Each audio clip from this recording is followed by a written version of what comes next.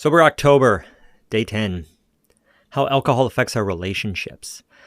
Now, you might feel like alcohol actually helps you have relationships. I felt this way once.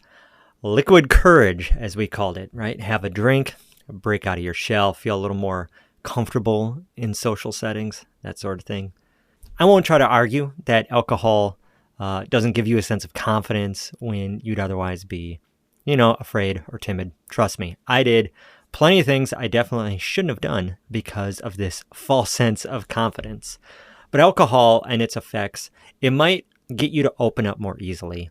But relationships are definitely different. Relationships require our intention, attention, empathy, a willingness to be uncomfortable because all relationships inevitably rub up against conflict and create uncomfortable emotions and moments.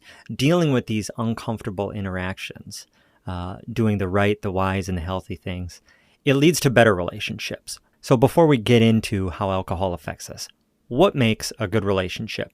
So hopefully you were able to listen to how alcohol affects us emotionally, because we got into how alcohol, it doesn't actually help us with our emotions.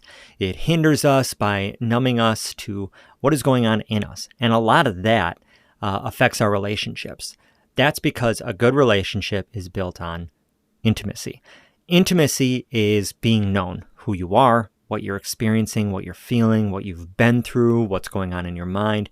You bring all of that stuff out into the open with someone, and they get to know who you are and what it's like to be you. That's one of my favorite ways to describe being known and intimacy. It's someone knows what it's like to be me. If you are out of touch with your emotions, you're not really connected to yourself, and you're going to be limited in how you connect to others. Meaning, because you don't have a good picture of what it's like to be you, because you're ignoring or you're numbing your emotions, others don't get a good picture of you either. This is why emotions are important to relationships. So what we talked about in that podcast with emotions, it impacts and it affects our relationships as well. Also, another important thing to consider is how alcohol can numb us to the present. What is happening not just in me right now, but also what is happening in others and what's happening around me. Relationships grow and they strengthen and they mature when two people are dealing and engaging with the present together. You can think of being present as being with someone by paying attention to them, what they're saying, they're feeling, they're thinking. You're aware of what it's like to be them, and depending on what is going on, you allow yourself to be affected by the whole experience. This is referred to as attunement. Being present means we're being aware, we're being attuned, we're paying attention to the person who we are with. This is how relationships develop and they grow and they mature, and it takes place in the present. Alcohol, at a certain point, it starts to hinder this whole process because it numbs us to what we're feeling, and it limits our ability to focus, to pay attention, and to attune to others. Empathy is hindered. Connection is messed up. Intimacy, it just starts lacking. Also, this limits other people being able to connect to you. I know that in the past, people got a different version of Andy. Maybe angry drunk Andy or funny drunk Andy, but neither of those is really who I am. So I made it harder for people to really get to know me.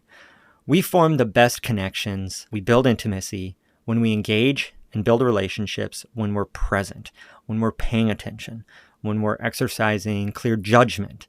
Alcohol affects all these areas, which is why it affects our relationships. I'll wrap up by sharing how sobriety has helped me build better relationship.